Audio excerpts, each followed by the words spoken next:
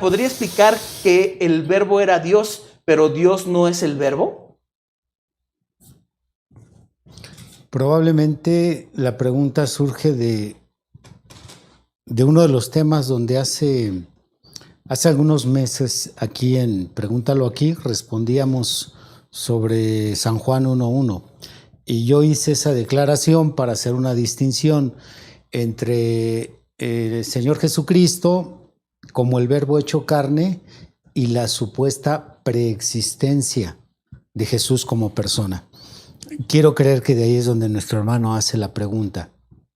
Juan 1:1 dice: en el principio era el verbo era con Dios y el verbo era Dios. A lo que yo añado que Dios no es el verbo, sino el verbo es Dios, porque es importante hacer la aclaración de este orden, de poner en orden: Dios no es el verbo, sino el verbo es Dios. Porque a fin de cuentas el verbo se presenta en acción hasta Génesis capítulo 1, versículo 1, cuando la Biblia nos dice que Dios comienza a crear todas las cosas. Esa creación encontramos a lo largo de la Biblia diferentes textos en donde se nos dice que Dios trajo todo a existencia por medio de su palabra. Uno de los versos más contundentes sobre esta afirmación es Hebreos capítulo 11, en donde dice Pablo que todo lo que podemos ver fue creado de la nada por medio de la palabra hablada.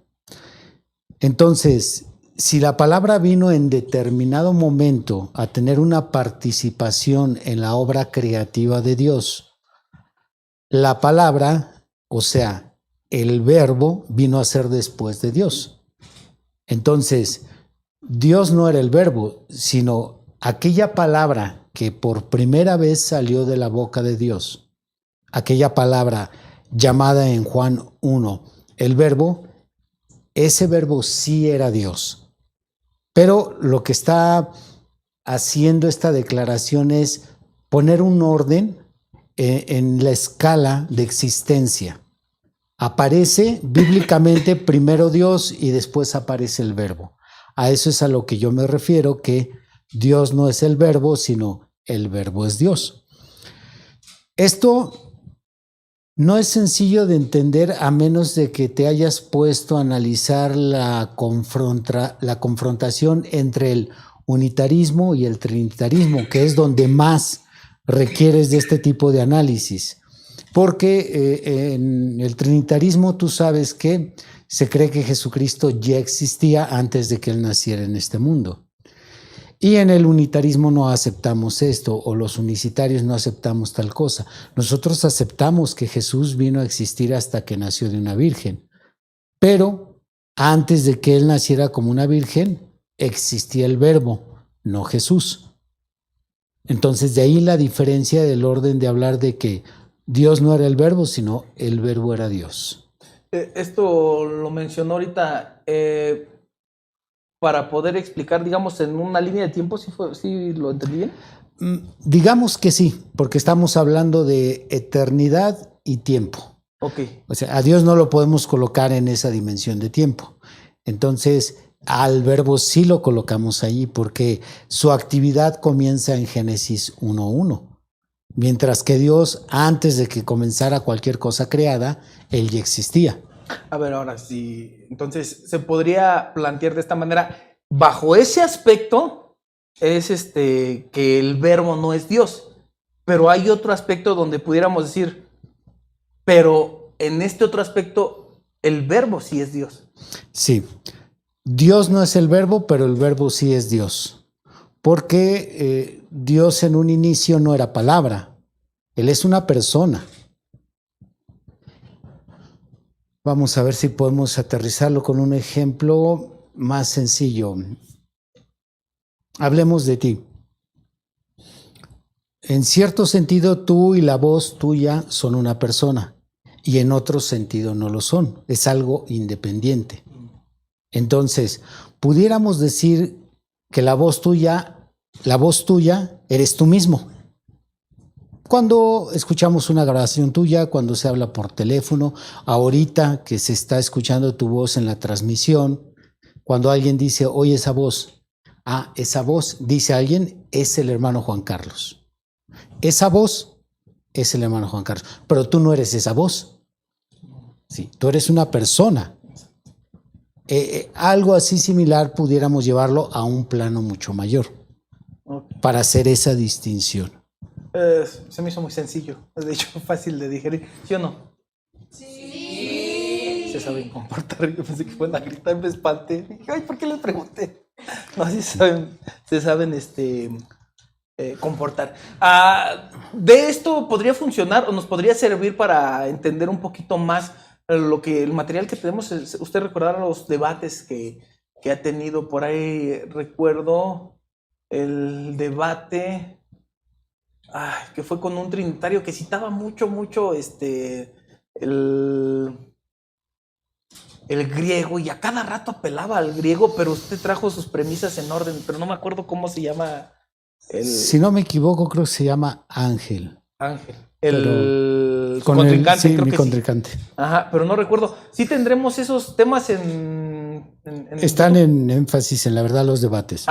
En énfasis en la verdad. Ustedes saben, énfasis en la verdad es el canal del apologista Víctor Manuel Banda, y ahí va a encontrar todos los debates que se han realizado, y ahí no es uno, nada más son como 3 debates que tuvo acerca de esta temática, ¿no? Sí, más aparte están las cápsulas y el reciente artículo que subí en Patreon, donde hablé una aportación pequeña hacia la unicidad de Dios. No lo he leído, no he tenido la oportunidad de leerlo. Okay. Yo pienso que teológicamente, si no está a la punta el conflicto trinitario y unicitario, sí está entre los primeros más complicados y al mismo tiempo los que más causan polémica, porque los unicitarios somos un grupo minoritario. Exacto. En el mundo evangélico. Pero por si fuera poco, todavía nuestra doctrina dentro del mundo unicitario tampoco encaja del todo, somos una excepción. Somos peculiares en ese aspecto. Porque el trinitario habla de 3 personas, el unicitario habla de una sola persona, mientras nosotros nos declaramos unicitarios, pero creemos que en ciertos episodios de la historia no es una persona, sino 2 personas. Y ahí es donde, del lado del unicitario, pues no encaja muy bien nuestra doctrina con el grupo de ellos, mucho menos del trinitarismo. No sé si recuerdas en el debate que tuve con el apologista Alexander Escobar. Él lo dijo públicamente, dijo, usted acaba de romper la unicidad, usted acaba de destrozar el unicitarismo, y lo bueno es que no estaba frente a él, sino a lo mejor sí me crucifica. Entonces sí es muy peculiar nuestra forma de interpretar todo esto gracias a la revelación que Dios le dio al profeta William Branham. Es que nosotros con el lente del profeta podemos interpretar la unicidad. De otra manera, creo que seríamos parte de uno de estos grupos. Ahora, hermano, yo que soy yo y la bulla y la camarógrafa, que somos unas simples y dulces ovejas del rebaño del Señor, ¿qué tanto deberíamos de tratar de entender este tema? Siendo que no es un tema tan sencillo, me refiero tan fácil de entender como a lo mejor las 3 etapas de la gracia. Bueno, se entiende más fácil, pero por decir este tema, yo desde que recuerdo haber entrado al Evangelio y a la fecha, aunque lo ha aplicado en diferentes ocasiones muy bien, una de ellas la gira que hicimos hace 2 años, 3 años, allá en Sinaloa, trajo un tema muy bueno, muy sencillo de entender, pero con todo y eso yo he pensado, hay tanta información, ¿hasta dónde, pastor, sería bueno para una oveja tratar de meterse en este tema? Pienso que entenderlo es responsabilidad de todos, más no explicarlo, porque es complicado.